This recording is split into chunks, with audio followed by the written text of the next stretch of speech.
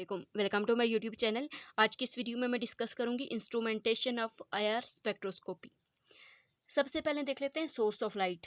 Light कहाँ से आती है? ठीक है, नन्स्ट फिलामेंट से और ग्लोबर से, इन दोनों से जो है वो आईआर रेडिएशंस प्रोड्यूस होती हैं। नन्स्ट फिलामेंट से 7100 पर सेंटीमीटर वेवलेंथ तक की रेडिएशंस प्रोड्यूस होती हैं और ग्लोबर से 5500 से 5000 पर सेंटीमीटर वेवलेंथ की रेडिएशंस प्रोड्यूस होती हैं।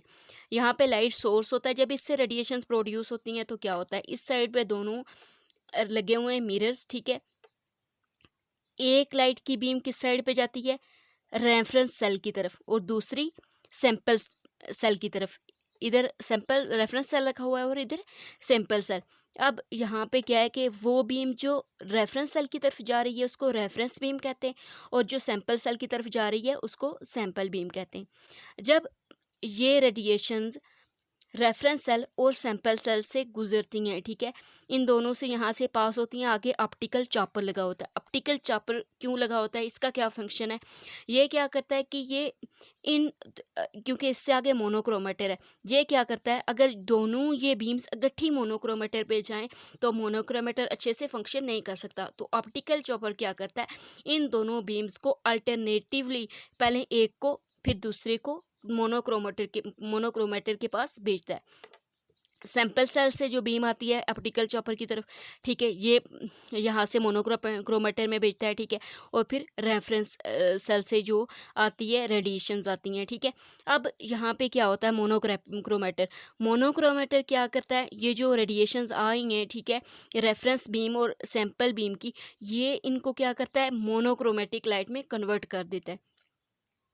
क्योंकि ये डिफरेंट डायरेक्शंस में जा रही होती हैं और मोनोक्रोमेटर इनको एक डायरेक्शन में कन्वर्ट करता है, ठीक है। अब मोनोक्रोमेटर डिफरेंट टाइप्स के होते हैं।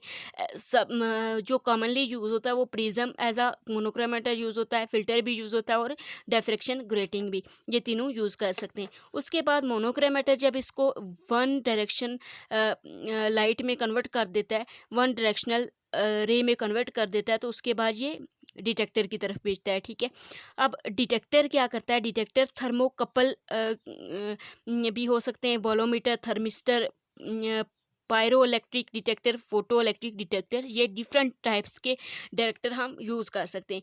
लेकिन मोस्टली जो है वो थर्मोकपल यूज़ होता है। थर्मोकपल का फंक्शन क्या है, ये कैसे फंक्शन करता है, जैसे कोई दो मेटल्स की वायर्स हों, दोनों अलग अलग मेटल से बनी हो, एक बिस्मथ से हो बनी हो और एक एंटीमनी से, दोनों के को जो है वो एंड से अगर जोड़ दें तो उनमें टेम्परेचर का डिफरेंस होता है, ठीक है।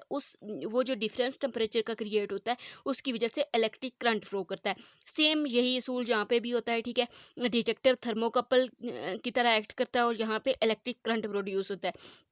अब जो रेडिएशंस आती हैं, ठीक है, वो प्रोपोर्शनल होती हैं किससे, जो करंट यहाँ पे प्रोड्यूस हो रहा होता है उसके प्रोपोर्शनल होती हैं। अब डिटेक्टर इसको रीड आउट करता है, ठीक है, उसके बाद जो है रिकॉर्डर की तरफ भेज देता है, और रिकॉर्डर में क्या होता है, एक ग्राफ की फॉर्म में हमारे पास रिजल्ट आ जाता है। तो इस तरह से ये इसका पूरा प्रोसेस है। आई होप कि आपको समझ आई होगी। अगर वीडियो पसंद आई हो तो सब्सक्राइब कर दें। Thank you so much.